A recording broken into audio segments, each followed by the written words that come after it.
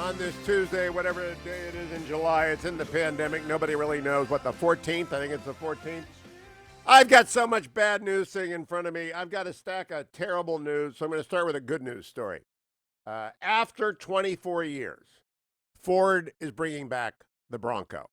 Generalissimo, is this not unqualified good news?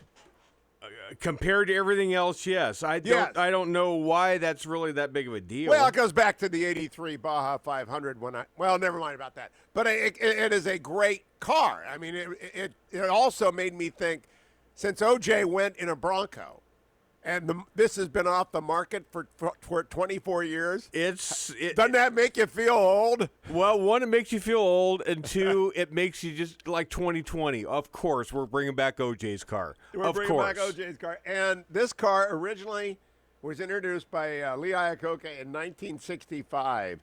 And it's everywhere still. You still run into these things, don't you? I mean, you're a car guy. You're out there. Yeah, you run into them, and they're indestructible. And usually you lose if you run into them. They are absolutely freaking indestructible. And Ford has been getting crushed by Jeep's Wrangler, and so they're bringing it back.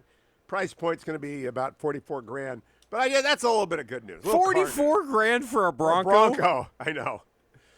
My dad used to say, God rest his soul, Bill Hewitt, he was never going to pay more for a house than he paid for. He was never going to pay more for a car than he paid for a house. That's like spending $35,000 for a Pinto. Yeah, he bought his first house in 1959, I guess, for $13,500 in Warren, Ohio. Yeah. And he always said, I'm never going to pay more for a car than I paid for that first house. And guess what? No, that's not. Yes, he did. That's not true. Yes, he did, because he bought more than clunkers. Yep. I'm amused by that. All right, let's get to the bad news.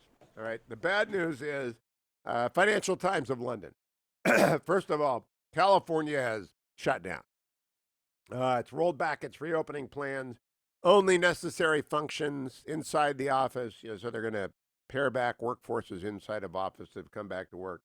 And gyms, barbers, places of worship, a whole bunch of malls in 30 of the counties in the state shut back down. Why? Because the infection rate is going through the roof. Now, infection rate is not death. The death as of last week was still about 40 a day for every 1,000 cases in the United States. And that is, that's not bad. That's better than the rest of the world. But our infection rate is skyrocketing.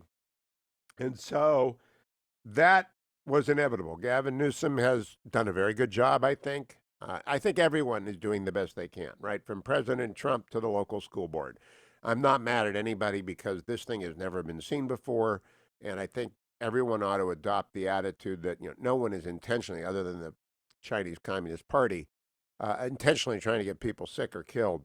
Everybody is doing the best they can to reopen as quickly as they can and to contain the spread of the virus and to, of course, expedite therapies. And we're getting better at treating it.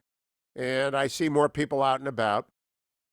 I had to go to the drugstore yesterday, so I saw a few people out, but I don't go out much. I stay pretty much away from people because I got enough trouble with allergies. You'll probably hear me sneeze 100 times in the course of this show.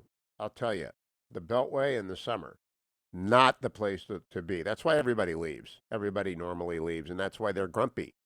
Everybody's grumpy. Nobody wants to be here. People melt. 100% humidity, that kind of stuff. The thunderstorms don't come through like they do in Ohio about every afternoon to blow off the day's heat and make the night passable. Got all the bugs and none of the sun. So people in California were enjoying that part of the year that California is best for, July and August. That is, January and February too, but July and August, January and February. Those are California months. Whereas opposed to Virginia months are fall and spring. That's when you want to be in Virginia. But Virginia has had a great run of it. The Washington Post, California orders new closures as U.S. retreats from coronavirus reopening accelerates. Wall Street Journal, as U.S. surge in coronavirus cases continue, some states tighten rule.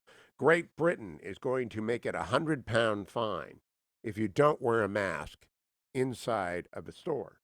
Now, that's not the United States way. It's up to the states, right? And they're much smaller than we are. So I don't know if you need masks in Wyoming. I really don't. I don't know if you need masks in Maine or in Nebraska, but you need masks in Virginia and California. And they're going to make it mandatory in Great Britain. And I would not be surprised if they do so in California and New York. But we're nothing compared to Joburg. Johannesburg, South Africa, the storm is upon us, they say. 12,000 new coronavirus cases confirmed every day. They have reinstated a ban on alcohol and a curfew in an effort to ease demand for hospital. That's it, like the most draconian thing I've seen to stop people from drinking. I myself don't drink, but the idea that you would tell people who do it they can't drink, they're really in dire straits there. And they hit their first 100,000 cases on June 22nd. It doubled by July 6th. And South Africa, while the richest of Africa's, or at least sub-Saharan Africa's countries, is not rich. I mean, not by world standards. In other news, the U.S. just simply blew off the People's Republic of China yesterday. Mike Pompeo said, we're rejecting all their maritime claims. Everybody knows they're not legit, ridiculous, absurd. We're not doing that. And in market news, brought to you by Birch Gold. All right. I told you, let's go see what gold is. I told you in December of last year, buy gold. It's at 1802, down a little bit. Maybe not the entry point you wanted. Maybe you wanted, you're regret.